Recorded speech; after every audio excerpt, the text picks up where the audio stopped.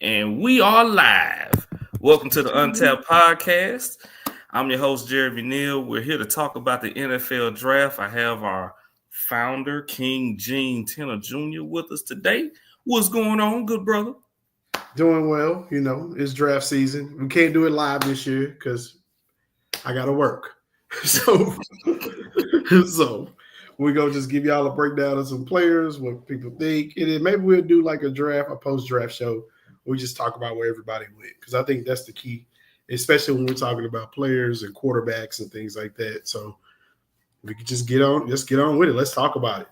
All right, let's talk about it. So we're going to run down the best available players in the NFL draft. The first player on the board is Abdul Carter. That's going to be edge rusher out of Penn State. King Gene, what you think about old Abdul? So I think, listen, I almost want Abdul Carter to have one more year because this is his first year at that position. So as being an edge rusher, and it might take some time. Like you're really drafted based off of what you think he can become, which is a lot, right? So I like him. I loved him at Penn State. Remember we was talking about it during the playoffs, and we was like, Abdul Carter is the best defensive player I've seen on that field of any team. The only things that I don't like is like he has a small first step, and sometimes he needs more cover. He needs more ground to cover when it comes off the snap, right? Arms are short. You know me, I like long arm defensive ends. I like people that can get around, use those arms to get off these tackles. Because one thing these tackles gonna have is long arms, and we're gonna get about that when we talk about Will Campbell. But when you have those long arms, they can extend, and you have to do more work to get by them. He leads with his shoulder a lot, right? He leads with his shoulder a lot, and like trying to take on pullers and everything. So, that's a high risk of injury. We've seen it before in the past. I do think he's shades of Michael Parsons, and that's what he looks like. I don't like the comparison. He looks like Michael Parsons, but I think Michael Parsons is better. Yes. Especially coming out of college, Michael Parsons is definitely better. Yes. But he can be shades of Michael Parsons, right? Like he rushes well. Like he rushes, he's gonna play physical, and he's not that big. Like he's lighter compared to Micah. So I think that's what I think about Abdul. Like I think that pick, it depends on where you go. Like if you put him with Miles, I think that's great for him for his career. That's the best fit. To me, that's the best fit for him because he can go learn from somebody who's been doing this for a while. And he's just that's a great mentor to have. You could have a Myles Garrett right there next to you. I don't have anything to add to that. Cleveland don't mess this up. If he's available at 2, you don't even think about it. You take the card up there, you draft him. You have 2 premier rushers on bookends on the outside.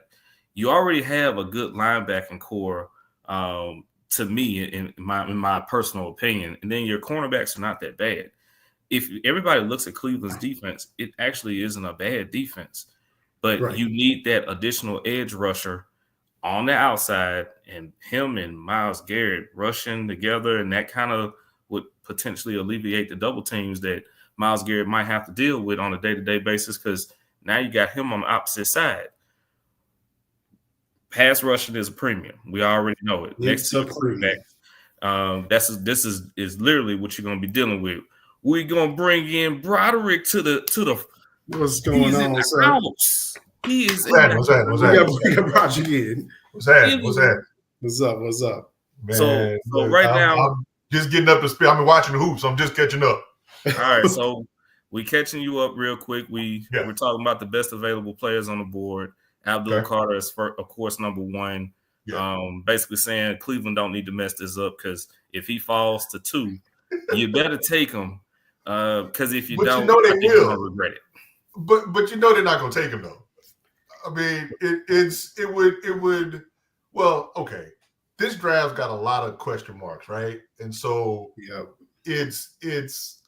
I think it's going to be hard to even accurately predict like the top 5 outside of a handful of people kind of knowing where they're going. But like, yes, Abdul Carr's the best player on the board.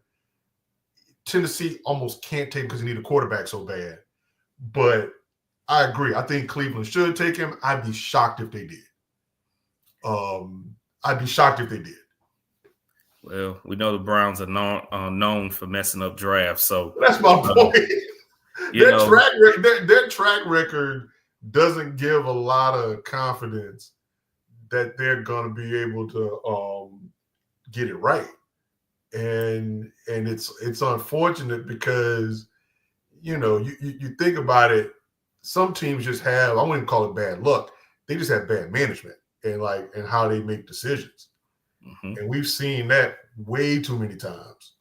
So I don't have a lot of faith in that front office being able to execute in any like meaningful way. You know what I'm saying? But Carter, absolutely the best overall talent in the draft, period, point blank. All right. Look, last time Cleveland had a good pick was in the movie. It was Vontae Mack.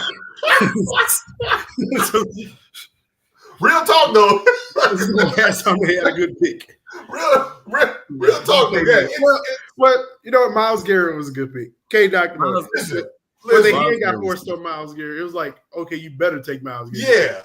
Yeah. And so, I mean, look, where they're picking, I mean, look, listen.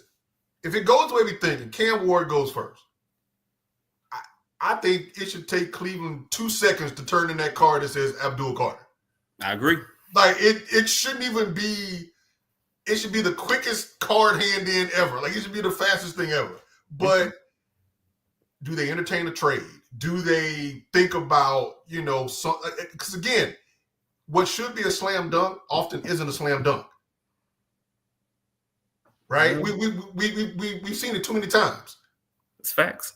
So it's what makes sense on paper, what makes sense in terms of personnel and roster and stuff like that. Like, yes, turn the card in, get Abdul Carter, use the rest of the draft to figure out how you make your team better, right? But you have a bona fide top tier talent that's going to literally fall into your lap at number 2. So barring some sort of colossal trade opportunity, which I don't see a team doing that, outside of that, okay, like turn the card in, take Abdul Carter and keep it moving. Take him and keep moving. That's exactly what we would do. But now we're going to talk about the player that everybody's talking about. That's Travis Hunter. That's going to be your wide receiver cornerback out of Colorado, 2024 Heisman Trophy winner, several accolades. Broderick, I'm going to let you start on Travis Hunter. I'm going to let this go in a rotation. All right. Okay, so I've got mixed feelings about him because I don't know if the experiment of him going both ways is going to work the way he thinks it does. Talented player, has a lot of upside in what he could potentially do. My hesitation is he isn't stellar at either one. He's good, but he's not exceptional on either side. So the hype, the novelty, if you will, of him being a two-way player, I think that's going to wear off. I think he's going to get exposed on either side, right? Because again, he's good. He's fun to watch. He has great moxie. The kid has a heart. He plays hard. All that. But I'm like, he's not exceptional at either of those positions. And if you're the third best player in the draft, I need you to be exceptional at a position that you play. And I just don't see that. Again, love the kid, want to see him succeed, but I have a hard time going, yeah, he's a lock at number 3. Because I don't think he raises the bar on either of those positions. So for me, this is kind of my thought. Travis Hunter reminds me of a smaller Chad Johnson, very quick feet. Okay. I always wonder about his top end speed because everybody talks about, oh man, he runs a 4.3, da da da da da da da. But a 4.3 sometimes doesn't translate. We saw that with John Ross. That doesn't translate when you can't run a route the right way. Yep. His feet are very quick, but when you get jammed at the line, and we didn't see that a lot at Colorado, It was a rarity that they got jammed at the line as far as the wide receiver position. Yeah. I wonder what he will be, on that side of the ball. Now, defensively, these player comps that they're coming up with, turn on the tape last year against Stanford, turn on the tape this year against Arizona. Big receivers get Travis Hunter every single time. Yeah. So what are you going to do if you're supposed to be the number one corner on a team and you got to deal with Mike Evans? And you got to deal, we're not talking small receivers in the AFC. You got to deal with Nico Collins. Right. The list goes on and on and on. Right. How is he going to be able to adapt? And if everybody really remembers and goes back and really thinks about this, in the SWAC, there were a few receivers, if everybody remembers, was giving Travis fits. Yeah. Shaq in the Celebration Bowl. Shaq Davis giving him hell. But Jay, you make a point, man, and it is the reality of, like, again, I think the novelty of him is what is driving a lot of this excitement and intrigue. But okay, you're the GM at number 3. Are you? And we've heard his comments about if you can't play both ways, you don't want to play. Okay, I doubt that's really going to happen. But he's backed himself to a corner. But to me, it's, if you're drafting him, are you drafting him to primarily play DB or wide receiver? Put him at safety. That's what that is. To me, that's where he would fit, but that doesn't make him a top 5. But you know what? He's a free safety. That's what he is. Yes, that's what he is. Yeah. He's a free safety. Yeah. Because to me, he is not good at press man coverage at all. No. Like, I don't think that's his game. Now, he's strong enough. Right, he's not strong enough. Now, if he's playing like in the zone, like, I think he's an elite zone coverage player because he can cover so much ground. Yeah. But when you have to go 1-on-1 and with them big receivers, that's not his strength. It's not going to work. Yeah, that's not his strength. And to me, a lot of times when I watched him, he played like a bit out of control when he plays these big receivers. And then also his weight, he can't hand fight with these big receivers. That's another big thing. It's like, you can't hand fight. To me, Travis' best success will be on the offensive side of the ball. I think you can hide him in different ways. You can put him in a slot. You can get him. I think a slot receiver. Yeah. He can break away. He has the speed, pop in speed. He can catch in the slot. You can get the ball in his hand for him to make plays because he's a natural playmaker. I'm never going to take that away from him. Yeah. But on the defensive side of the ball, I think he's more of a free safety. I think he's more of a coverage. He's more of a zone guy compared to like a man coverage guy. You so slide on defense. Right. He basically slot was there. You're going to deal with smaller receivers there. Yeah. Right. And I think that's where he should be playing. He should be playing in the slot, playing a little bit of like a free safety where he's roaming and, taking away the deep ball and things like that. Because, like, he's athletic. He can go get the ball. Yeah. But I think playing man, when we saw him against them good wide receivers in college, when they actually had to play somebody who had a good stud on their side, it was different. He always end up hurt every time. That's true. No, that's true. Remember? That's true. He always ended up hurt when that's he had these big wide receivers. I really do just struggle with the idea of him being, ranked as the third best player in the draft. Like, someone have him as number 1, and I was like, I don't see it. Yeah, the list we're running, he's at 2. Even when he won the Defensive Player of the Year award in college, I was like, how? Like, did y'all not watch Abdul Carter or the kid from Marshall? Mm-hmm. Oh, yeah. Mike Green is a beast. Yes. Mike Green is a beast. Yeah. I was like, people are not watching these games, and I hope they start doing it like what the Oscars finally decided to do, where you have to watch the film before you can vote on it. And don't just get caught up in the highlights, right? Like, actually watch, the all 22. Like actually watch the flow of the game, because anybody can look great if you chop up a highlight reel. Yeah. So you don't get him getting burned or getting knocked around on a highlight reel. So it's I agree. There should be more analysis. It's just frustrating when I think about, again, like the kid, want to see him do well, but it's almost like he's being set up for failure. Right. Because the pressure, right? Like that pressure of you got to go out there and not just perform, but you got to be elite. I haven't seen that from him yet. I haven't seen elite on either side of the ball. I was like, he's not the number one receiver. If he's just wide receiving, he's not the number one corner. If he's right. So you know that's a tough one, but yeah, it's the Giants are third, right? Yeah, Giants are third. To me, now, like you think about what the Giants have, right? They have elite neighbors, and if you put Travis Hunter in that slot, I don't care who your quarterback is, they're gonna have success. That's true. That's true. And if gonna have success. The slot idea with him makes a lot of sense because I see more Julian Edelman out of him in terms of like how you could play him. Right. You move him around, screens, get the ball to him quick. He could break a tackle, right? Like that's do them cup routes. Just quick 5-10 here and let him make a play. Get on the linebacker, take off. Make a play. So look, if he doesn't have to be the number one wide receiver and he's got somebody that's truly going to take pressure away and you let him get one-on-one in the slot against a linebacker or against a strong safety or something like that, he can be dangerous. Yeah. He can absolutely be dangerous there. I still worry on the other side of the ball. What is he going to do? What is he going to do? You're going to find out immediately. You're going to find out very soon what he's going to be able to do. Ashton Genty is next on the board. I want to take this one. Go. Okay, lead the way. Because y'all know late night who was sending the messages. Me.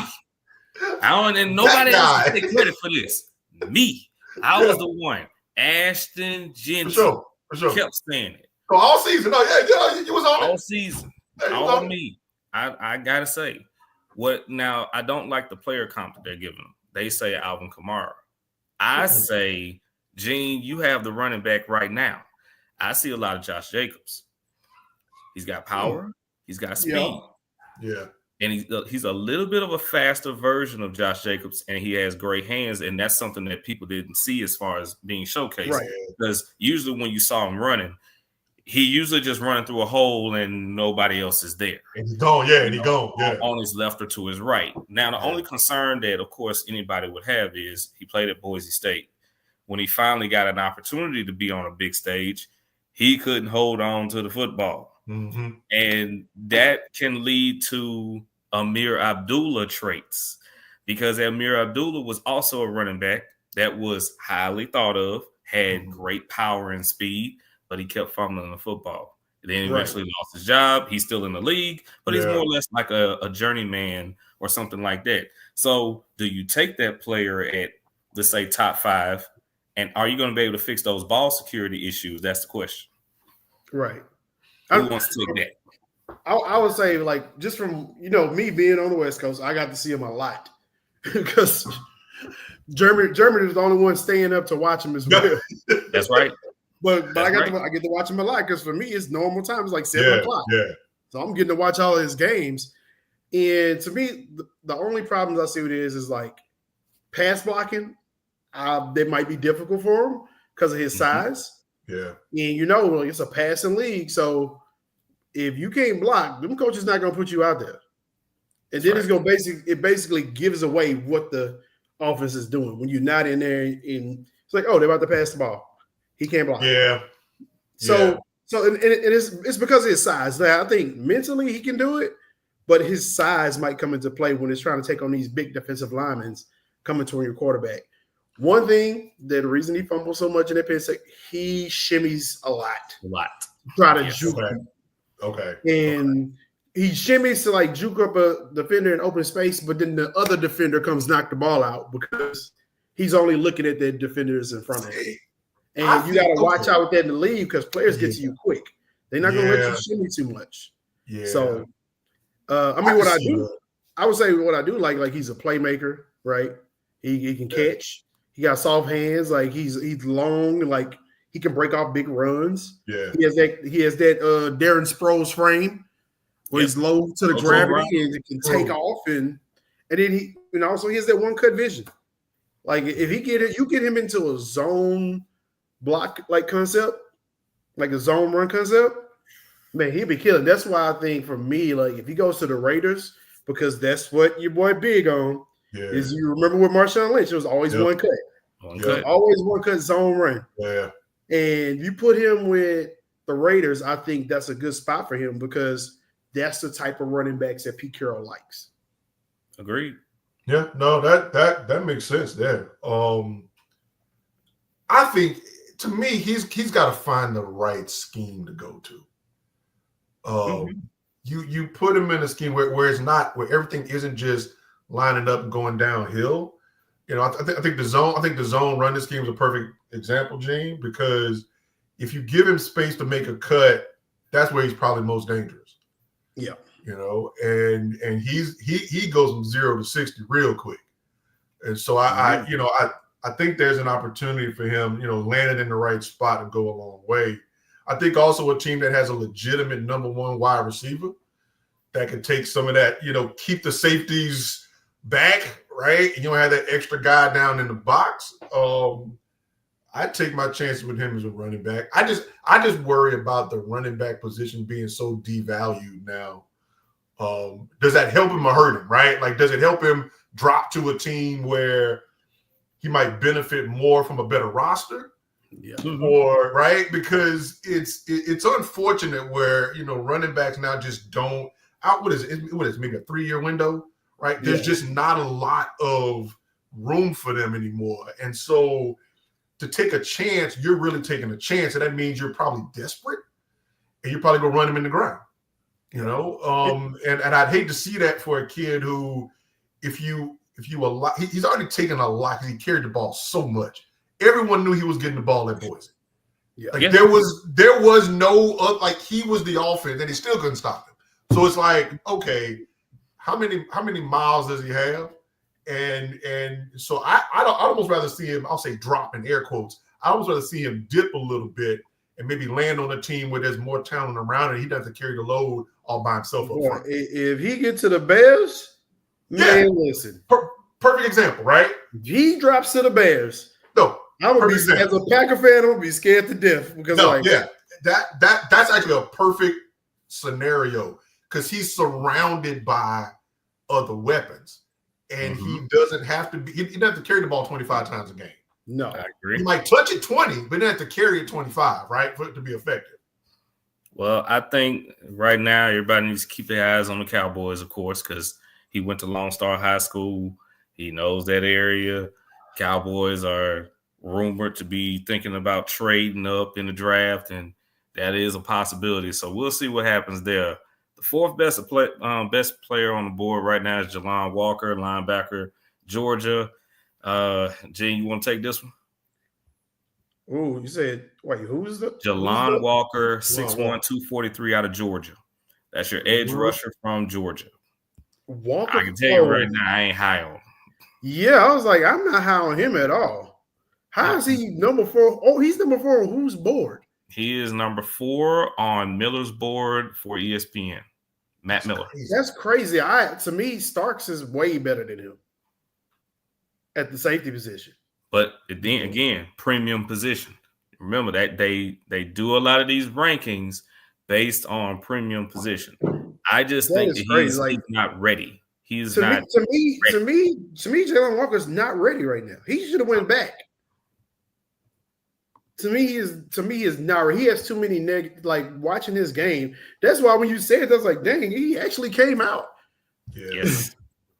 It's to me, he's just like he lacked experience. Like he's not good in coverage. Like he doesn't have lateral quickness. Like if you watch Georgia play, watch that Notre Dame game over again. True. His lateral quickness is terrible. It's like what was his stat line, Gene? What was his stat line? Oh shoot, I don't remember, but I remember it was terrible. Oh wow. It was a goose egg. Everybody. It was a goose egg. He had 0 tackles, right? Oh wow. That's what it was. I want everybody to remember that. That's the one thing that everybody needs to remember. I didn't realize that wasn't even supposed to be in that game. They're saying that this is supposed to happen. These guys on this defense, and you didn't hear from this guy at all. 0. Oh, that's why I was like, how you have him right there? How? I mean, this is why I hate when they start drafting based on like potential and what the tools that they have. I'm not listen. what's the tape say? Yeah. There's no hype. What's the tape say? Because to me, his instincts was bad in that Notre Dame game. Like he was too careful. Like when running it, he ran straight into blockers the whole game, and it drove me crazy. I was like, why is he running right into blockers the whole time and can't get around them? That's interesting. And he got baby arms, so y'all know. Right, he has small arms. So he can't even get people off of him. He's not going to be able to get those big 6'5", 330 guys off of him. Yeah, to me, his lateral quickness is not good. Like, his instincts were terrible. He's such a young player, and maybe that's why they're drafting him, because they feel like he has all these tools. I mean, I can see shades of Devin White, but he's not Devin White. Yeah, there's what I struggled with the last few years is sort of the influence of, I was called the highlight era, right? It's like it's easy to build up these players because you only catch the ESPN top 10. You catch the halftime highlights. Right. And it's like, no, watch the whole game and just see how they move on the field. It doesn't matter what position, just see what they actually do. And Jeremy, you're right about the Notre Dame game in terms of like for you to be that highly touted and to disappear in a game where you should have dominated, but like you disappear. That's hard to swallow for me to invite. Like I can't trust you to show up. I'd rather you not play in the game. Right. Like just don't play. But to go out there and have a goose egg, that doesn't sit right with me. Just as a fan, like I'd rather you not show up. Just say, you know what, I'm gonna protect myself for the draft. Like, I'm not gonna play and be done with it. Because otherwise it starts to feel like a guy's name gets going, he gets some momentum, and then it's hard to pull that momentum back because everybody wants to call you a hater. But it's like, no, I watched the tape. Like I actually watched the games, and this kid didn't do what everyone's saying he can do. I struggle with that now because the hype stuff, I've seen too many guys fall off the cliff. And here's the point that I guess bothers me the most. The coverage is going to win either way. The media coverage is going to win whether you're up or down, right? So if you go in and knock it out the park, they're going to talk about you. If you don't, they're going to talk about you even more. So there's no loser there, right? Like they're going to always win in that space. And so to me, the real hurt is watching these players get put in these positions that they just can't win. I agree. Yeah. So this kid played on a team that everybody thought was going to run the table again. And I think he benefited from that. He benefited from being on a highly touted, highly thought of team over the course of the last 2 years. Mike Green should be rated higher. We shouldn't even be talking about that. Mike Green should definitely be rated higher. Should be rated higher. Like I said, these guys, I don't know if they get paid to just put up guys from bigger schools. It just seems like it. But or are they friends with the agent? Yeah, I think that's a lot of that's going on. Yeah, like you're friends with the agency, they're part of your agency. Something's going on because when you said that name, I was like, ain't no way. He's the fourth best. I said kickback. You getting a kickback somewhere. So, but for Green, is it just the fact that he went to Marshall that's the issue? That's it. And remember, he started at Virginia. He started at Virginia, okay. Then went to Marshall. So, but we're going to get on him in a second.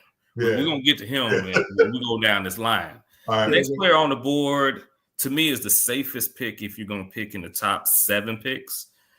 Defensive tackle Mason Graham. I'm high on him. If anybody watched last year, what he was doing in the middle, in order for your edge rushers to be successful, you got to have somebody stuff in the middle. And you got to have them at least be a threat in the middle.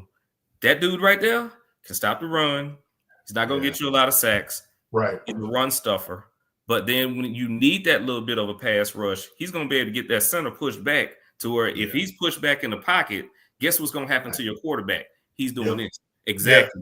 Yeah. If he's doing this, your edge rushers are going to eat. Yeah. So to me, he's the safest pick of the top 5, but I'll let y'all speak on that. You know what I think about it? It's funny. Years ago you would hear Tom Jackson on NFL Primetime talk about the importance of having that man's man in the middle of your D line, right? That's what this kid is. Like he is. Numbers aren't going to wow you, but if you just look at how he impacts the game, it is the stop the run, collapse the pocket. I'm going to make it easier for my guys on the edge, whether it's an edge linebacker or DN. I'm going to make it easier for them to do their job. You can't put numbers to that, right? Like there's no stat that accurately captures what that does for a football team, but you know it when you see it. That's it. You just, you know it when you see it. And so I think he is safe. I think he's the safest one. I think you know what you're going to get with him. I also think that whoever gets him can probably lock him into the starting lineup for 10 years. New England Patriots need to be signing up real fast at number 4. Yeah. Mix him with Milton Williams. Work on your edge rushers because you already got Harold Landry there. You put him there. Yeah. You shouldn't even be thinking about anything. If Mike Vrabel says he want to build through the trenches, this is how you build through the trenches. Yeah. Take this guy. Yeah, right? He's the real deal, man. How big is like height wise? About 6'4". He's about 6'4", about 295. Okay, that's all you need. Yeah. You have him and Milton in the middle. No, Philadelphia. Graham like 300. He 3 bills. Well, if he's 3 bills, still moves the way he does. I mean, that's right. I think he ran what, a 5? Yeah. See, that's huge. Ooh. And honestly, I mean, as I'm sitting there thinking about it, he's one of those guys that would drop like just outside of the top 5, and someone's going to get a home run. Like wherever he lands, like they're getting a bona fide starter for their team for a decade. Carolina would love it. I think, they would love if he dropped that far. I saw one mock draft that had Walker going to Carolina, the Georgia kid going to Carolina. If Graham somehow slips out of the top 5, I don't think Jacksonville could pass him. Could pass on him though at 5. I don't think they would do it. They better not. If they have any smarts in themselves, they better not pass on them. But Jacksonville is one of those teams that has questionable drafting resources. So sorry, Emmett, if you're listening. Sorry, Emmett, but they're very questionable. I lived there for 10 years, man, and I watched them make some very questionable decisions. With a franchise that had some very close years of stuff that they were doing, but they never could get over the hump because they would make a terrible draft choice one year, and you'd see it fall apart. It's crazy. It's like they have a good one, and then it just the next draft. It was like they didn't do right the next draft. Yeah, they have no consistency on that, like none. They'll have a great year. The next 3 years will be trash. Yep. So we'll see. We'll see. Go ahead, Gene. To me, like you know what he reminds me of? Tommy Harris. That's what he reminds me of. Yes. But a better version of Tommy Harris. Better version. Yes. A better version because that's a good call. Because to me, he has a quicker first step than Tommy Harris had. That's a good call. And I've seen him win so many battles in the trenches on the O-line. That's why I was like, hell, if Green Bay can trade up and he's there, trade up and go get him because that's what you need. You need that more than anything. That's a good call. Tommy Harris is a good comparison there. Yeah, I was like, he can play any technique, which is huge. 1 to 5. 1 to 5. Yeah. So not a lot of players can play 1 to 5 technique. Yeah. Good call. Good call on that one.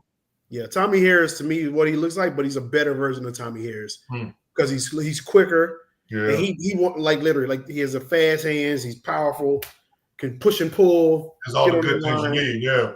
So to me, that's where he fits. Like listen, whoever get him getting the ball player. That's what I'm saying. Yeah, I mean you getting a football player. It's just like watching all these real football players. Idiots let the Eagles get Carter. Woo! I was so bad. Jeremy, we was talking about that during that whole draft. I was like, these idiots let the Eagles get Carter. I was like, he's the best player in this draft. Why are y'all overdrafted? I'm still trying to figure. That's where Jacksonville messed up and messed up the whole draft. Because they should have had Carter. They should have been like Carter's best player. Yep. It really is. To me, the teams that, from a philosophical standpoint, the teams that do the best are the teams that stick to their guns. Like they know who they are, they know what they're trying to do, and they stick to it. They don't panic. They don't overreach.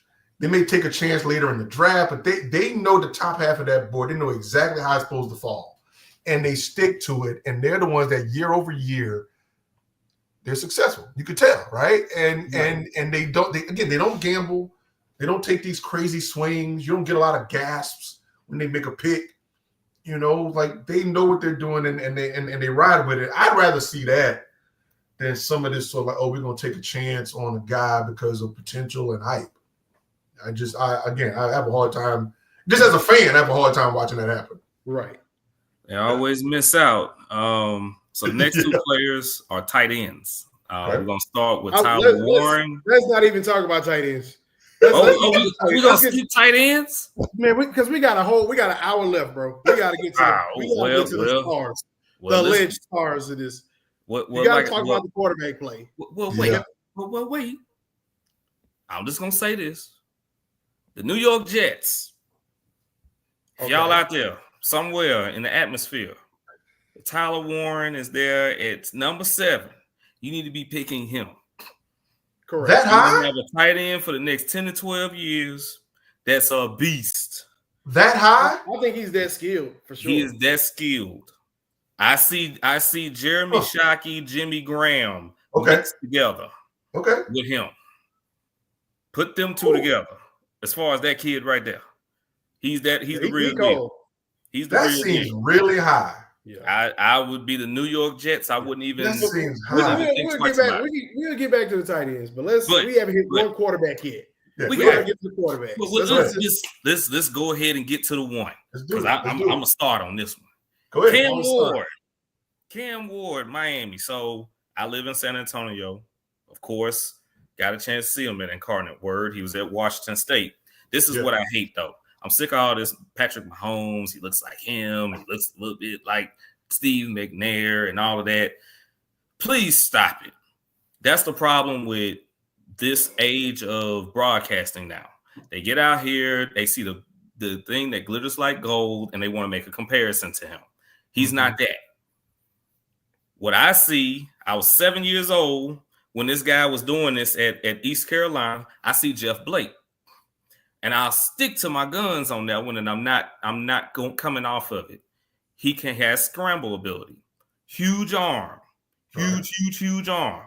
Let's not forget Jeff Blake had Pickens and what's the other boy that he had? Man, they was cold. If look, everybody remembers the NBC games that we would watch. We didn't watch 3 hours of a game, and we watching Cincinnati make a comeback, and it's because of who? Jeff Blake. Because he's throwing that ball in the air. He's slinging that pill. The comparisons between those two players, that's what I see. I don't see this Jordan Love and all of this because this dude is like 6'1", 6'2". Yeah. Jordan Love 6'5". Where y'all getting that comparison from? I don't see that. So Cam Ward to Tennessee would be perfect. You got the quarterback coach. I would love to see him in a Titan jersey, to tell you the truth, because we need a quarterback because Will Levis ain't it. I need prayer and Jesus and everything.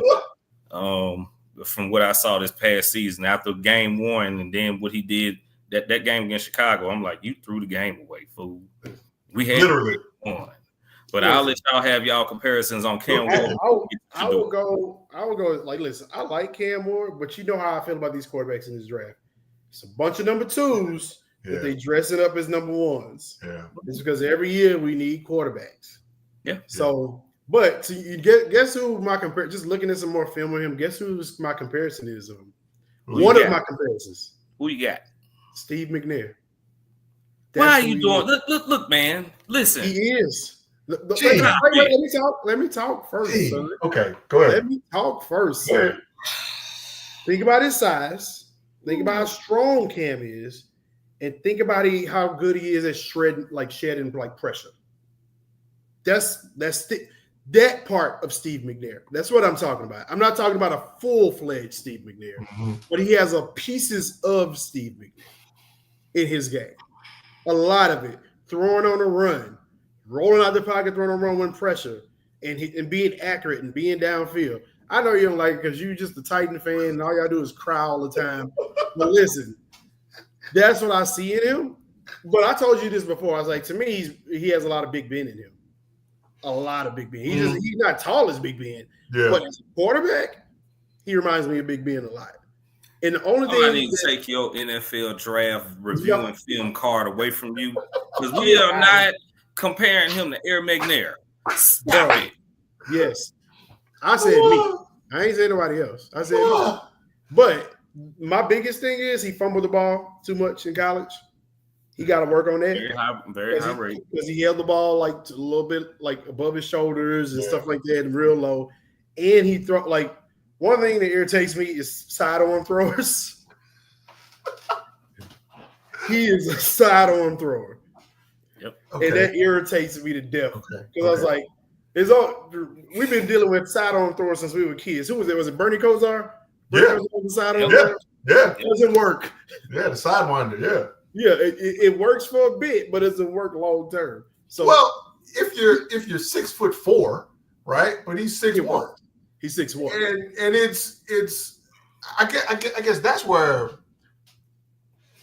for me, looking at him and watching him play, the only thing I think I was like, boy, I wish he was 6'3", because I think his abilities are what they are.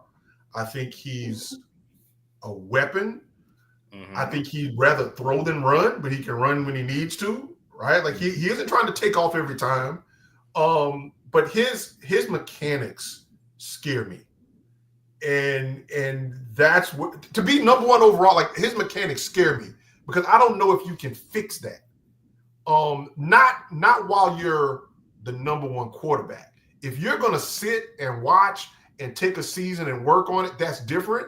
But to me, working on your throwing mechanics while you're the starting quarterback is a recipe for disaster. Right. And that's my hesitation. It's like I don't trust his mechanic. He has great talent, great skill. I think his upside's there. But like you're talking about making a pretty significant adjustment to his throwing motion. And big one. I struggle with that. Again, if I take you in the second round and I can sit you for a season and I spend that season work, that's a different story. But we all know the pressure of being the first pick as a QB. There's no breathing room for you to learn. No. They're expecting you to walk in day one and start. And it's unfair to a lot of guys when we all can look and go, well, yeah, he could benefit from a year sitting and learning, right? That's not a bad thing. We live in a world now where it has been positioned as you're a bust if you don't walk out there at the end of training camp and you're the starting quarterback, if you're the first pick overall. And so I think you take him, Jeremy. I think the Titans take him because you have to, right? Because you have to. That's yours. But I wouldn't start him. Yeah. I would find a veteran. I'd find a veteran to say, I need you to help him get ready. He's our quarterback year 2, but I need this first year to be him working on his mechanics and his technique. Because I think if he gets that right, he could be a great starting quarterback. Mm-hmm. Sky's the limit. Yeah, I mean, that would be the limit. You got to fix those mechanics, man. And when I say mechanics, it's not your throwing motion. It's what Gene talked about. It's get rid of the ball quicker. Don't hold the ball in these precarious. Like, get that together, then I'll trust you to be our starting quarterback. But I can't roll you out there week 1 knowing that you might hold the ball half a second too long. And that half a second too long will be the difference between us winning and losing. Right. Well, that's the player that that brings a perfect caveat. Because now you get a chance to talk about Shedeur Sanders. I'll let y'all start because I have my opinion, but I'll let one of y'all start. I'll start on that. Go ahead, Gene. Go ahead, Gene. All right. So if we're gonna start with Shedeur with this. One, I don't care about his mantra, his whole Dion thing that he does. I don't care about any of that. I was like, people making big deals about it to try to drag his stock down. Mm-hmm. To me, it's stupid. It's can you ball or you cannot ball. Right. For me, looking at him over the years, I don't look at him as like a great. I look at him as around 2-3 guy. Yeah. Right. And he definitely should start right away. And one of the biggest things, like we've watched it all the time. Like to me, his ball speed, anything past 40 yards, the ball dies every time. Yeah. It floats. Yeah. In the NFL, you can't float. Like his release is slow. So his arm strength is average at most. Yeah. Like he does. And like if you ever see him, he doesn't like really finish his throwing motion. Like stuff like that you need to work on. Oh, he'll short arm it. But he'll short arm a lot. Yeah. And his mobility, he's not really that mobile. He's gonna get sacked a lot. Another thing, he held on the ball too long, all the time, because he's always trying to make that play down the field. Now I know a lot of it wasn't his fault because his O-line was trash. Yeah. But a lot of those sacks was on him as well. And people don't say that. They're like, oh, his O-line was bad. No, it was a lot of times the ball, once you pass 7 seconds in the NFL, you held it too long. Yep. Sir. Yeah. So, and that's the biggest thing. To me, he's the most accurate quarterback in his draft class. Real accurate.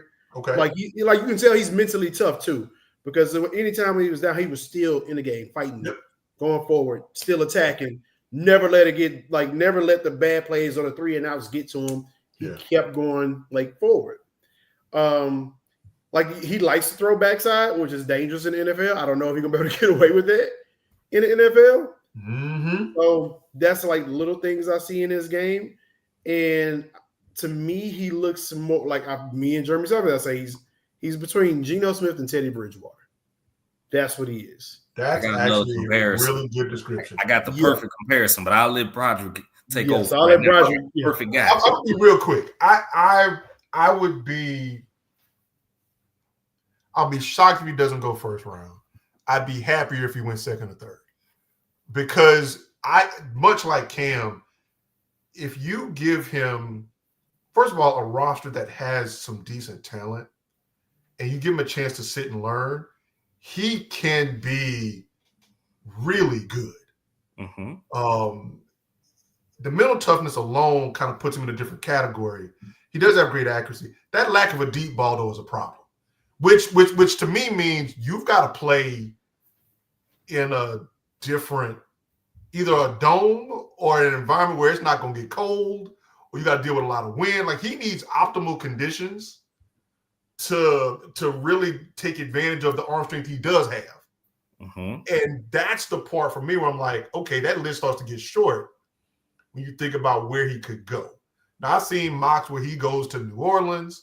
I've seen mocks where he goes, other places. I'm like, okay, fine. You put him in a dome. You put him in, a warm climate.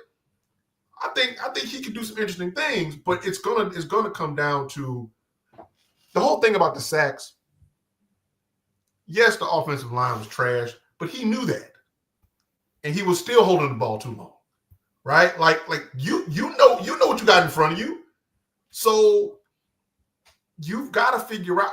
He relied on Travis way too much as his safety blanket, and that's another problem where it's like you may not have a bond right off the bat with another receiver, but you've got to trust them. They've got to trust you, and more than anything, you got to get that damn ball out your hands, man. You cannot survive taking hits the way he did the last 2 years. He won't survive. And so I feel like, he's an interesting. He might be the most enigmatic quarterback in the whole draft of what could potentially happen with him.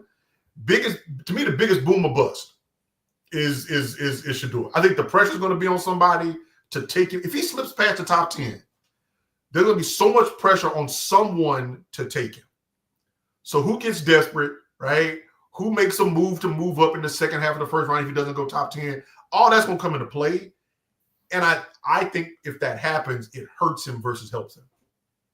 So I'm going to go a completely different route right now. And this is what's been on my mind. I've been thinking about it. And after looking at some more tape and looking at a player. So in the last about 30 years, I want y'all to think about quarterbacks, and this should come to y'all's head really quickly. A quarterback that was drafted round 1, that was a fringe prospect to me, that got drafted round 1, hella accuracy, and he had a superstar type player that he got a chance to throw to that made him round 1. Give me that quarterback. Last 30 years. I'll shorten it for y'all. Between 1996 and 2005, I'll give y'all that. Who y'all got? 96 and 2005. Got a number 1 target to throw to. This was a quarterback that was drafted in round 1. Round 1, okay. That had a wide receiver while he was in college that was a superstar that landed in his lap. This should be easy. Think about it. Gene, you on mute. How you gonna talk and you on mute?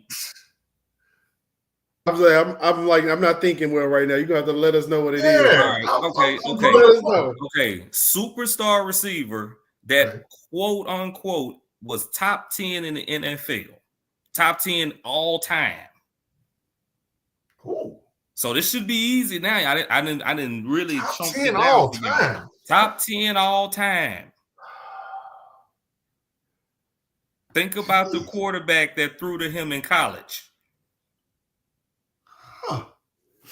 Top 10 all time. Come on, y'all. Man. Come on. I'm not giving this one up. We got time to talk about this one. Hold on, man.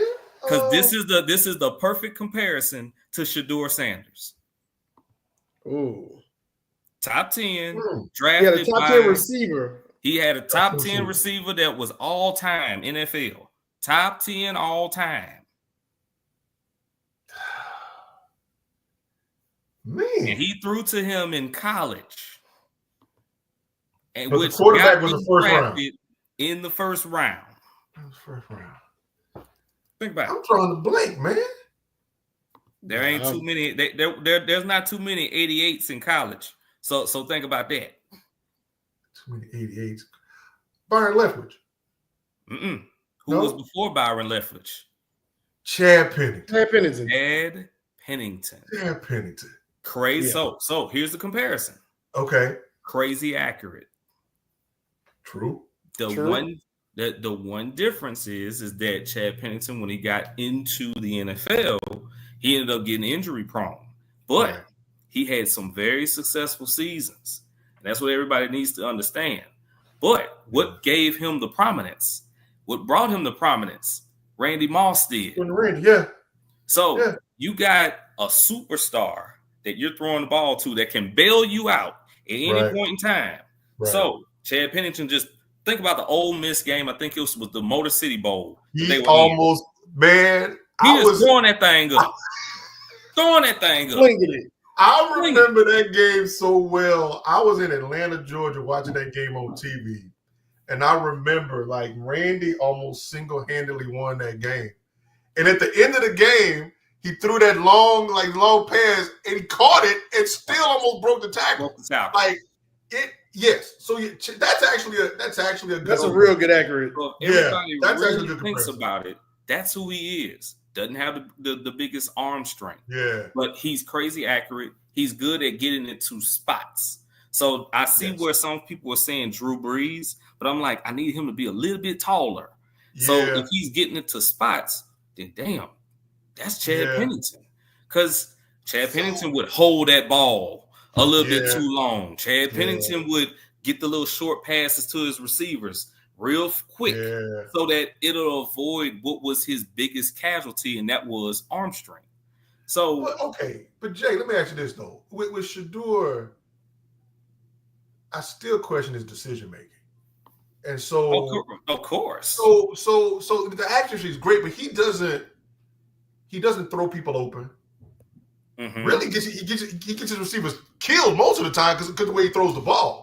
But it's like, okay, are you able to read a defense enough to where you know where not to go, right? Throwing, know where to go. Do you know where not to throw the ball? Right. And can you make that adjustment? Because he's going to see things he hadn't seen before. He's going to see schemes and things that he hadn't experienced. Now, obviously, he'll have people around him who can look. His dad alone can help him understand that part. So I'm not worried about his ability to make the adjustment, but to expect him to make that transition seamlessly, I don't see it. I don't see it. Like I said, y'all, I told y'all I was at the BYU game, and I told y'all straight up he wasn't a number one. He wasn't a round one pick. Yeah. Somebody that takes him, they're gonna take him off potential, and of course the pedigree of his dad. That's what they're gonna do. And that's unfortunate. But you can't hold the ball, and also the other thing is I need people to really see he's a first read guy. So he gets his first read, but he's not a progression read guy. Yes, and right. I know Dan Orlovsky would say, well, when you look at the tape, you see this. There's too many instances where he's looking for his first read, and then he gets to his second read and watch his feet. They shuffle. Yep, he should. So you already know, and that's how, everybody was blaming the offensive coordinator from last year that went to San Diego State for the play calling. Yeah. No, this dude is basically telling you at the snap who you got to throw the ball to. So that doesn't help him because that same offensive coordinator that was at Colorado, well, he was at Kent State the year before, and he put up the highest number of points against that Georgia defense that everybody forgets. So that's why I said it's a lot of disrespect when it comes to it because, yes, this is my son, so you're going to throw the OC under the bus. That was wrong. But just going back to subject, you got to look at – I see it's just Chad Pennington. That's what he is right now. Until you show me something else, that's what this guy is. Period, point blank. And you know what that means? These are second-round quarterbacks that we're talking about. But that's what I'm saying, right? It's hard. It's hard. Look, like I said, if he gets past the Saints at 9, and that's a big if, because I think the Saints might gamble and take him, right? I think the Saints might gamble, but like if he gets past the Saints, it's almost better for him to go in that second half of the first round or early second round. Now, better from his overall development, not good from his ego and his marketing. But what's crazy about it is everybody's talking about Pittsburgh. I was like, bro, you ain't gonna be able to throw in your own. He don't need to go to no cold weather city without a dome. No. To me, the Saints make the most sense for him. I'll be wanting to go to the Saints. Like, send me. That's what I'm saying. Like, it's either Raiders or Saints. Like, those are the two places I would want to be. I think the Saints make a lot of sense, and especially with Carr hurt now, it's like, and nobody trusts Spencer Rattler to be the guy. Yeah. So you're gonna. I would still start Spencer Rattler. So again, make sure away. Yes, like you need to sit a season, and I really wish we could get back to waiting. Yes, like give these guys a chance, man. Mm-hmm. The throwing them out. Caleb Williams should have waited last year. Like it just there's a reason why quarterbacks kind of had that sort of rite of passage thing, and I get it. They're the most visible position. They make the most. I get it, but I love how people try to rewrite history and make it seem like the star quarterback started all the time. That was never the case. That never was the case. That wasn't the case. So why did we go away from that? Because everybody trying to win now. Like, I got this quarterback on this short-term deal. It's like, your roster sucks. You're not winning. Your roster sucks. Your roster is BFI. You're not gonna win right now. But okay, but I guess look, I am not a Mahomes fan, but he might be the most glaring example of where he got a chance to sit and watch and learn. Mm-hmm. Right. Mm-hmm. So like he got so to me it's like Lamar Jackson waited. Yes. It's like listen, man, there's nothing wrong. There's nothing wrong waiting. And so look, if the Saints take Shedeur, I think it's a safer space for him to go. I think the challenge is, again, if he slips past that, then you do have to look at conditions. You got to look at the overall roster. because that Saints roster ain't great either. So, he isn't exactly going to a loaded team. But I just feel like there's a real opportunity for him if he's given a chance to wait. Right. There's nothing wrong with waiting, bro. There's nothing wrong. There's nothing like give him a chance to wait. I see him coming in and being like, you know what? I can be a really good quarterback, not just serviceable, not a game manager, but a good quarterback with a chance to learn an offense, get acclimated, and kind of work on his deficiencies, which we all know, right? Like we know what his weaknesses are. So let's work on those.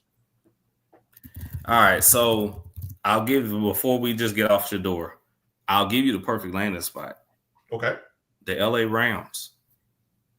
Perfect landing spot. Ooh, the perfect coach too. If he went to the Rams, think about this. Dome. Sit behind Stafford. Yep. Sit behind Stafford. Stafford probably gonna play 2 more years and have Stafford a ton of talent around him to get the ball. And the Rams gonna build that team like that. Yeah. That's a good one, man. That's a good one. Yeah, that's a good one. And Jeremy, I will have to say before we jump off of quarterbacks, I know like they got all the rest of them. All the rest of them I think are garbage. All this Jackson Dart. I went back and watched the Jackson Dart film. I looked at the film. He did not read the defense at all. Cannot. Another first read guy. He did not. I was like, it was several times I was watching him, and he never looked off the safeties. Another first read guy. Trying to tell everybody. He first reads so many times. Now, what he throws is a cold ball. Like he can get it there. But in NFL, you can't be able to go, you're not gonna be able to get away with that. Now, if he goes to the Rams and sits, listen, if he goes to the Rams and sits, with McVay and Stafford can, because to me, overall, he had all the tools he has that needs to just be groomed by the right person. He don't need to start right away. But if he goes to somewhere like the Rams where he's just sitting and he's learning from Stafford, he's learning from McVay, it's going to be a problem down the line. To me, those are the scenarios where, like, if look, that opportunity to say what's the optimal place for a player to go, that's a scenario where you put a young quarterback there, they're gonna be just fine. Right. Like in LA, they'll be just fine. And it goes back to that idea of what does the organization structure look like? Agreed. Like, are they solid? You know, if I'm a young player and that's the second half of the draft, you let me end up in a LA or Philly, okay. All right, I'm cool with that. I'm okay with that. Just I would not be shocked if the Rams got Miro, because what McVay gonna do with him. He gonna put him in packages. Package, and it's gonna be packages for him. It's gonna be a problem. It's gonna be a whole issue. It's gonna be a whole problem. Yeah, because that's why I was wondering, why is Miro getting invited to the draft? I was like, Miro is not considered he's considered second, third round. Yes, they said it's one of them teams in the back half. ESPN had him going to top of the second round. Right. So again, you let him get, to me, he's a perfect example of get him in the right environment, man. Mm-hmm. And you get him in the right environment, that kid is going to be a problem. Yeah. Right.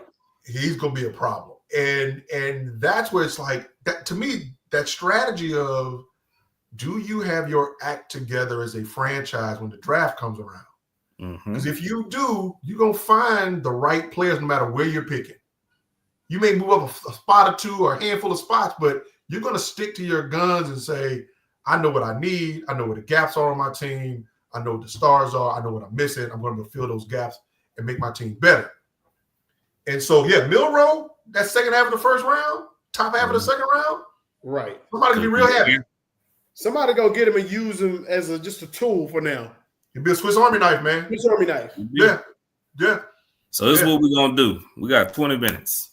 So we're gonna do favorite prospect, hidden gem, bust. So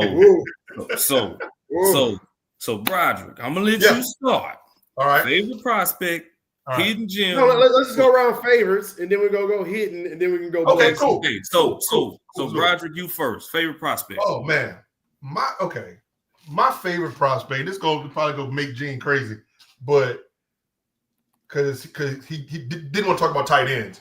My favorite prospect is Mason Taylor because I think he's going to be a guy that's going to get to a team and they're going to go, we got ourselves a gamer.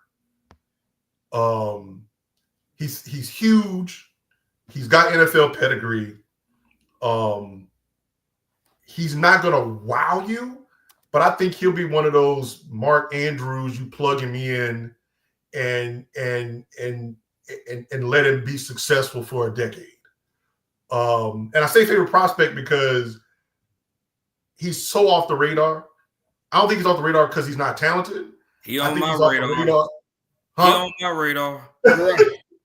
I mean, he's people aren't talking about him a lot, but I look at him and go, you know what? I saw enough of him play that I'm like, I think given the right scenario, or a team's going to take him and they're going to get themselves a bona fide football player. He's my favorite prospect. All the other usual names are going to be what they are. He's the guy that's like, yeah, I can see him doing something special. All right, Gene, what you got? Man, you know me, second defense. Yeah. I like the defense. So I'm going to go with my favorite prospect is Will Johnson. To me, I think he's the only lockdown corner in the draft. And that's a good one. When you get somebody that can lock down this side of the field, like that's important, man. Like, when you seen him, he can shadow number ones. He follows the number one, which is huge. I mean, he understands leverages. He knows how to play smooth. You remember did you watch the tape from the Michigan-Ohio State game? Ohio State game, yes, sir. That boy, he took their best receiver out of the game, and Ohio State couldn't do nothing. Even though that receiver was a freshman, but still, that freshman destroyed everybody else. A freak. Jeremiah Smith is a freak. But Will Johnson was able to follow him. Yes. And take that away. Take that away. So to me, that's my favorite prospect. Yeah. That's a good one. Yeah, you need that like corners are valuable these days, especially with the way they let receivers play. It's basically 7-on-7 ball. So to me, Will Johnson, he's one of them players that's going to play corner for a while. Then he's going to move on to safety. So, yeah, he's Charles Woodson. I like Will Johnson. Charles Woodson effect. So we already talked about this guy, and I'm just going to be quick with it. Mike Green, 6'3", same size as Abdul Carter. Production, you don't even need to talk about it. Turn on the Ohio State tape. I hope you're watching Ham because he sure did have your offensive tackles in the backfield pushing them back. Dude is going to be a problem. Somebody in the middle of the first round is technically getting, to me, a top 5 prospect. The only reason that you're not getting it is because he played at Marshall. And to me, I feel like in the time and the day and age that we're in right now, remember Khalil Mack. Yep. So if I'm thinking this, y'all need to be looking at that over there. I mean, I understand what his player comp is, but I just think about Khalil Mack because he was at Buffalo. This dude is at Marshall. He a stud. Somebody going to get him, and trust me, you're going to have an edge rusher for the next 10 years. That's going to be a problem. So I'm going to go in another order. So, Gene, who's your hidden gem, brother? Oh, my hidden gem. Who's your hidden gem, brother? You so silly. Partner. Oh, I got to think about this one, man. I don't need you to think about it. Don't think too hard. No, because I have several who can slip. You know what? You know who my hidden gem was? Because he was going, if anything, he was going to get drafted. Or he wasn't going to get drafted at all. That was Lacey. We knew how good Lacey was. Man, yeah. That situation messed up so much stuff in his life.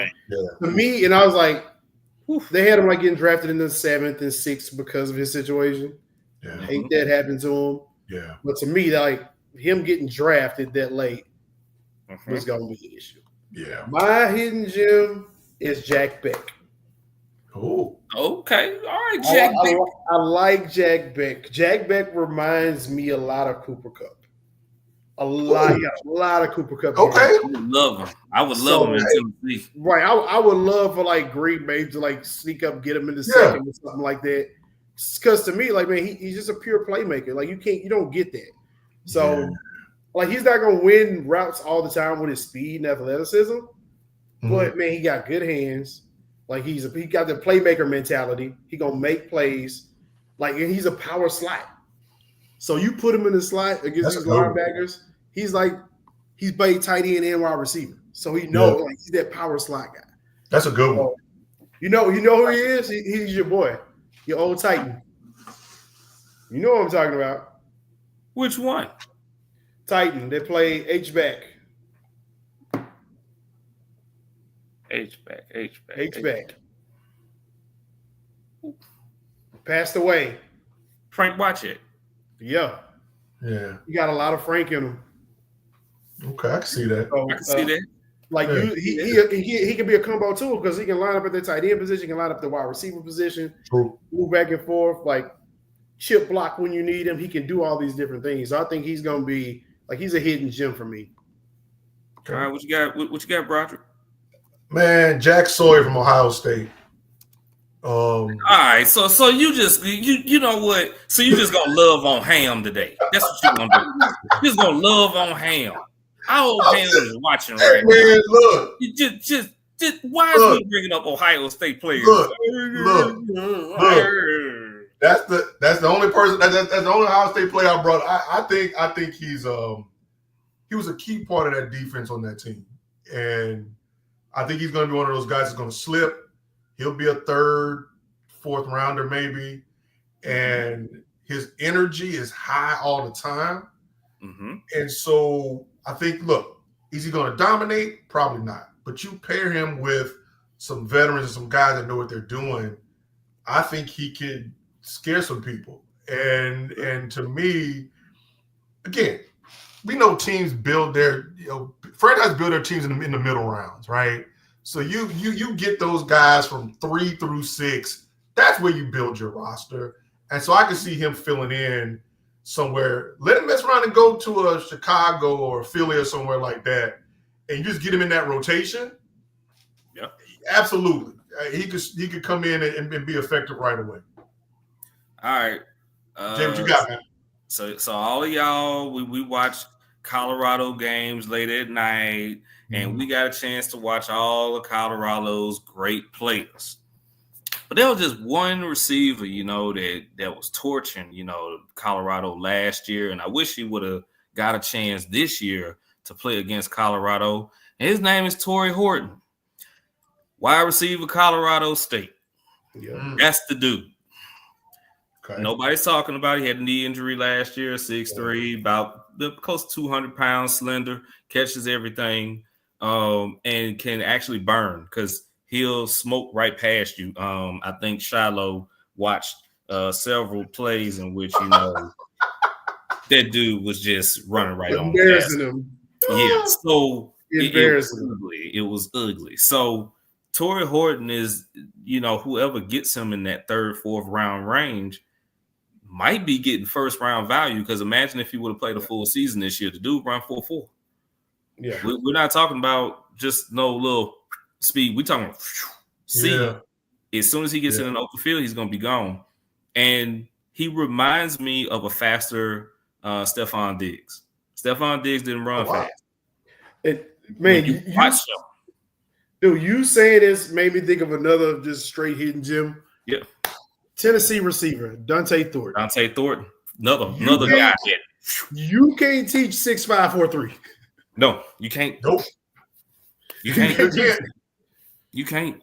You can't. 6'5", 4'3". I forgot all. I was like, man, Dante Thornton. Like I remember watching. I was like, oh yeah, he gonna be a problem. Yeah. This wide receiver class, you could get a receiver. It's a lot of them. It's probably 25 to 30 guys between the 1st and the 5th round, and you could mix and match.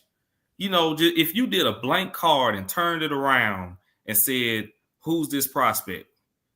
You might be picking a 4th round guy that you'd probably be saying, damn, look at the measurables, look at the speed, look at he don't drop the ball. Yeah. How is he going here? And this dude over here is a little bit slower. I think this wide receiver class, there's be a lot of people happy with what they get deep in the draft on the wide receivers here.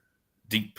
You don't have to reach for anybody. Like you can sit in those middle rounds and find yourself a real good football player at wide receiver this year. You could. So we're gonna get to bust. Yep. So Broderick, who you got as your bust? Man, I hate to say it, but who's that trash prospect that's getting talked about? He immediately said Travis Hunter. I said Travis. BFI. Who's BFI? To me, it's Travis, and here's why. Because it's almost like he can't win. Okay. The pressure, and bust needs some context, right? It's will he have moments? Absolutely. But I go back to my original comment about him. He's not exceptional at either position. So to me, the bust factor is the pressure that comes along with where you're picked and what your performance looks like. Right. He cannot live up to the expectations. It's not possible. So it's almost like by default, he's going to be put in a situation where if he doesn't catch for 1,000 yards and have 10 picks, people are going to say it was a bad season, right? It's unfortunate, but like his first thing that popped in my head was like, yeah, he can't win, and I hope that he ends up in a situation where there's not that much pressure. But we all know, no matter where he goes, the expectation is people are going to want all pro production from him on both sides of the ball. And I just don't see it happening. Who you got, Gene? Who you got, Gene? I got Walter Nolan. Ooh. To me. Oh, wow. Yeah. To me, Walter Nolan. And this is why I say, watch out for those players who leave schools and take bigger money from other schools. They're not thinking about their development of the position, because you think about what A&M has put out throughout the years, developing his position, and he went to Ole Miss. He had a good old 4 year, but this past year wasn't that great. True. He was not that good this year. I was like, and he has a lot of those character concerns. Mm-hmm. His performance, like sometimes he shows up, his tape is inconsistent. He's underwhelming most of the tape. So for me, Walter Nolan was one of those guys. It was two people I was picking from. It was Walter Nolan and James Pierce Jr. I think James Pierce Jr. measurables are the best you can get. Okay. Yeah. It's just your attitude, how you play. Yeah. Like sometimes he didn't show effort. He regressed. To me, James Pierce Jr. regressed over the year, like from season to season, which is not good. It's a concern everybody. But to me, Walter Nolan is my main one. That's my bust. All right. Everybody watched Texas versus Ohio State, right? Yep. Yeah. What did y'all see Ohio State doing a lot? Go routes. All right. but what they were on the defensive side of the ball, and what they was doing. Hitting, pressing. That they was getting that heat. Yeah. On quarterback. Yeah. Kelvin Banks Jr. is not what you think he is. Oh, I'm with you on that. Yeah. 6'5", 315, 320, whatever he is as a prospect. You know, I watched the game. You watched the tape, and Sawyer, like you talked about as a hidden gem, was having a field day. Yeah. Having fun. It was like he was on the monkey bars, just swinging up and down. And you know, if he could just swing and just, you know, leap over top of Kelvin Banks, he probably would have done it. Yeah. Because Kelvin Banks couldn't block him. Yeah. Nobody could figure out how to stop Ohio State's front four. And this is supposed to be and they were just rushing four. Well, it was 4 p.m. There was no extra pressure. That was front four. That was the front four. Yeah. Four guys. Destroying him. Yeah. And you couldn't stop it. Dude, Jeremy, I thought you was going to say Isaiah Bunn, because he was one of my other ones I thought was going. Now I wasn't going that far. I'm going straight to in the trenches on this one. In the trenches. That's this is the guy that they said that was top 10 potential. Yep. That he's a sure knockdown prospect, in this draft. And all I saw was him get bullied. Yeah. And it's gonna be those guys like a Myles Garrett that can bully him on the line. You're not gonna be able to block him. And then if you're slow out the block and you can't get off the block real quick, now you're reaching. Those fast guys gonna go right around you. Yep. Now you're reaching and holding and pulling. So here come your holding penalties. Here come all those issues. So I just feel like this is the guy that's potentially gonna get drafted in round 1 that the Houston Texans could probably take because they need Jesus on their offensive line. Y'all know what I'm talking about. They need Jesus on their offensive line. Right. So you're going to end up taking this guy. And the first thing I'm going to say is, man, Indianapolis, Tennessee, Jacksonville, finna be happy because this dude here is not that dude. And y'all are going to find out. Hey, look, now that you told me that Jalen Walker was actually number 4 on the rankings, that's my bus. Listen, that was just too obvious. Like, I didn't want to be so obvious. You needed to like dig a little bit. Oh, Anderson! Hey, Anderson twin. Hey, Anderson twin. I see you Janae back there. You can wave at me, Janae. Say that's a bus. Hey, baby girl. Say night night. You go night night. Hey, baby girl. Say I ain't ready to go to sleep. Say night night. Say night night. Bye bye. That's Janae's twin. You going to bed? Homie. Where's your Knicks jersey, girl? You was fly today. Yeah, you was running Knicks jersey earlier. She talking back now. She talking back. Hey, say BFI. BFI. Don't say that. BFI. You going night night? Oh, hot trash. Let me get this. Thank you. Say I you. You should have licked his face. That would have been better. Bye bye. Night night. Yeah, look, man, having it's always fun to watch these different lists come out and kind of sit back and look at the methodology of how they got there. But the draft Thursday is going to be interesting as always because the intrigue is there's no clear cut, right? And so I think people are going to tune in and just to try to watch what happens in the top half because there's so much intrigue there. Outside of a few players that you kind of feel are going to be like Will Campbell's going to the Patriots, barring something crazy happening, right? Like just, there's certain things that we kind of can anticipate, but there's so much intrigue in the quarterback class, super deep wide receiver class. I think defensively, a lot of question marks. So people are tuned in because they just don't know where it's going to land. Right, and I think you're going to see a lot of people trade out of this draft. I agree with that. Deep enough. I agree. And I can see, and next year's draft is deep. So I can see a lot of teams, especially in the first round, wait and see. Trade out. Let me see what I can get. Yeah. Well, look, all three of us know, like, it only takes one team to get desperate, right?